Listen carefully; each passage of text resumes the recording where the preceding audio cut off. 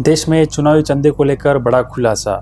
चुनाव आयोग को सौंपी ताज़ा रिपोर्ट बताती है कि वित्तीय वर्ष 2024 और 25 में इलेक्टोरल ट्रस्ट के जरिए राजनीतिक दलों को कुल 3,811 करोड़ रुपए का चंदा मिला।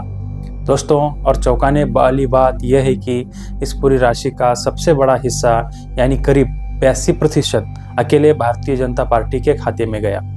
बीजेपी को कुल 3,112 करोड़ रुपए मिले, जबकि कांग्रेस को लगभग 300 करोड़ और बाकी सभी दलों को मिलाकर करीब 400 करोड़ रुपए का चंदा मिला।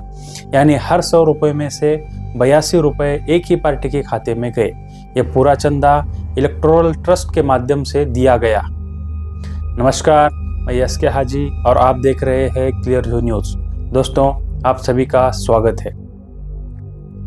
इलेक्टोरल ट्रस्ट वो व्यवस्था होती है जिसके तहत कंपनियां और कॉरपोरेट संस्थाएं सीधे किसी राजनीतिक दल को चंदा देने के बजाय अपनी राशि एक पंजीकृत ट्रस्ट को देते हैं।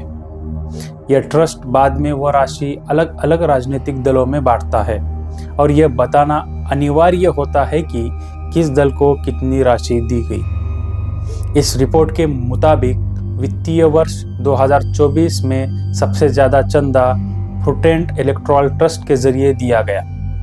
इस ट्रस्ट ने कुल 2,668 करोड़ रुपए राजनीतिक दलों में बांटे, जिनमें से लगभग 2,180 करोड़ रुपए बीजेपी को मिले। वहीं प्रोग्रेसिव इलेक्टोरल ट्रस्ट ने लगभग 915 करोड़ रुपए का चंदा वितरित किया, जिसमें करीब 758 करोड़ रुपए बीजेपी को दिए गए। चुनाव आयोग को दी जानकारी के मुताबिक इन ट्रस्टों को चंदा देने वाली कंपनियों में देश की कई बड़ी औद्योगिक और कॉरपोरेट संस्थाएं शामिल हैं। इनमें mega engineering, Jindal steel and power, Tata समूह और L&T जैसी बड़ी कंपनियों के नाम सामने आए हैं। दोस्तों, इन सभी कंपनियों ने यह धन इलेक्टोरल ट्रस्टों के माध्यम से दिया और आयोग के रिकॉर्ड में इसका पूरा ब्यौरा दर्ज किया गया है। अब इन आंकड़ों पर राजनीतिक गहमागहमी शुरू हो चुकी है। विपक्षी दलों ने सवाल उठाया है कि चुनावी फंडिंग का बड़ा हिस्सा बार बार सिर्फ सत्तारूढ़ पार्टी को ही क्यों दिया जा रहा है। कांग्रेस और दूसरे विपक्षी दलों का कहना है कि इस असंतुलन की वजह से लोकतंत्र में बराबरी का अवसर प्रभावित होता है। विपक्ष का तर्क है कि बड़ी कंपनियां सरकारी नीतियों और प्रोजेक्ट से अपने हितों की वजह से उसी पार्टी को अधिक चंदा देती है जो सत्ता में होती है, और यह सीधे तौर पर लेवल प्लेइंग फील्ड को नुकसान पहुंचाता है।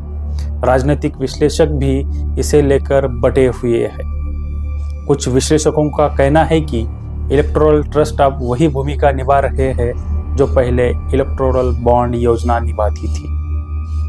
दोस्तों, बस अंतर इतना है कि यहाँ नाम सार्वजनिक होते हैं, लेकिन धन प्रवाह का असंतुलन वहीं का वही बना हुआ है।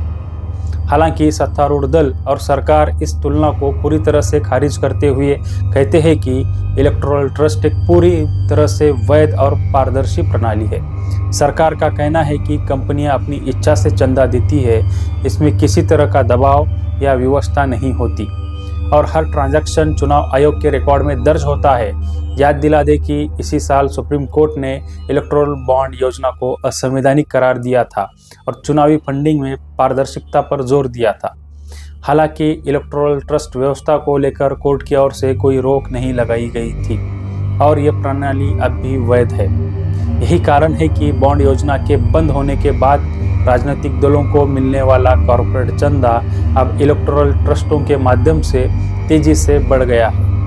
रिपोर्ट में यह भी कहा गया है कि वित्तीय वर्ष 2024 और 25 में मिले कुल 3,811 करोड़ रुपए अब तक के सबसे बड़े आंकड़ों में से एक है। बीजेपी को 82% का हिस्सा, कांग्रेस को लगभग 8% और बाकी दलों को मिलाकर करीब 10% राशि मिली है। यह असमानता अब नई राजनीतिक बहस का विषय बन चुकी है। फिलहाल चुनाव आयोग को सौंपी गई यह रिपोर्ट सिर्फ एक सांख्यिकीय दस्तावेज नहीं है दोस्तों, बल्कि देश की चुनावी पारदर्शिता को लेकर नए सवाल खड़े कर रही है। क्या लोकतंत्र में सभी दलों को बराबरी का अवसर मिल पा रहा है? क्या कॉर्पोरेट चंदे का यह ढांचा भविष्य में किसी बड़े सुधार की दिशा में ले जाएगा? दोस्तों, ये सब हमें ही सोचना होगा। क्या यह अब भारतीय राजनीति की नई सामान्य तस्वीर बन चुकी है। आने वाले समय में ये देखना दिलचस्प होगा कि राजनीतिक दल इस मुद्दे पर क्या रुख अपनाते हैं। क्या चुनाव आयोग या संसद स्तर पर इस पर कोई नई पहल होती है? फिलहाल इतना तय है कि इलेक्टोरल ट्रस्ट से जुड़ी ये रिपोर्ट देश की चुनावी फंडिंग और पारदर्शिता की बहस को एक बार फिर केंद्र में ले आई है। दोस्तों, मैं एस के हाजी आपसे विदा लेता हूँ। मिलते हैं अगली वीडियो में। लेकिन अगर आपने हमारे चैनल को अब तक सब्सक्राइब नहीं किया हुआ है तो सब्सक्राइब ज़रूर कीजिए। साथ ही हमारी इस वीडियो को शेयर ज़रूर करें। आपकी महत्वपूर्ण प्रतिक्रिया कमेंट बॉक्स में ज़रूर लिखें। धन्यवाद।